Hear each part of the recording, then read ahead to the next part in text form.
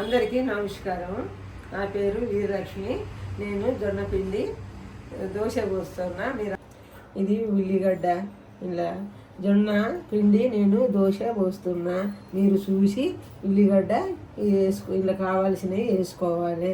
ఇది పచ్చిమిర్చి, ఇది మన కళ్యామాకు, ఇది ఇందులో వేసుకోవాలి జొన్న పిండిలా. ఇది క్యారెటు, ఇది ఇట్లా కలుపుకోవాలి, పోసుకోవాలి. ఇట్లా మంచిగా అన్నీ రుచికరంగా ఉంటాయి. ఇది ఆరోగ్యానికి మంచి. పెడుతున్నప్పుడు ఆన్ చేస్తున్నా. ఇది ఇట్లా దోశల మనం పెట్టుకోవాలి. ఇట్లా పెట్టుకున్న తర్వాత కొద్దిగా నూనె వేసుకోవాలి. కొద్దిగా నూనె వేసుకోవాలి. ఇట్లా వేసుకొని ఇట్లా దోశ నూనె వేసుకోవాలి. నూనె వేసుకున్న తర్వాత దోశల పిండి వేసుకొని కలుపుకొని ఇట్లా కలుపుకున్నాక పిండి ఇట్లా దోశ పోసుకోవాలి. దోశ పోసుకున్న తర్వాత తీసుకోవాలి. ఈడైన తర్వాత ఇట్లా వేసి తీసుకోవాలి. కొద్దిగా వేడి చేయాలి. నీళ్ళు వేసుకొని ఇట్లా పోసుకొని తీసుకోవాలి.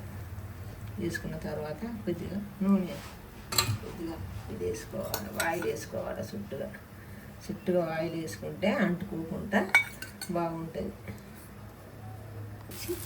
ఇట్లా వేసుకోవాలి. ఇట్లా వేసుకొని ఇట్లా వేసుకోవాలి.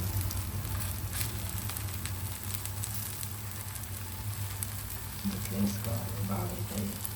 దోశల పిండి, జొన్న పిండి ఇట్లా కలుపుకొని ఇట్లా బాగుంటుంది. మూత పెట్టుకోవాలి. బాగుంటుంది. ఇట్లా మూత పెట్టుకోవాలి. అయిన తర్వాత తీసుకోవాలి. తీస్తాను.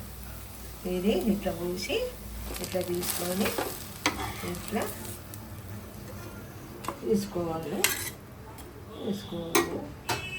జొన్న రొట్టె, ఇది జొన్న దోశ అంటారు. దీన్ని ఆరోగ్యానికి మంచిది, బాగుంటుంది. ఎవరైనా చేసుకోవచ్చు. ఇట్లా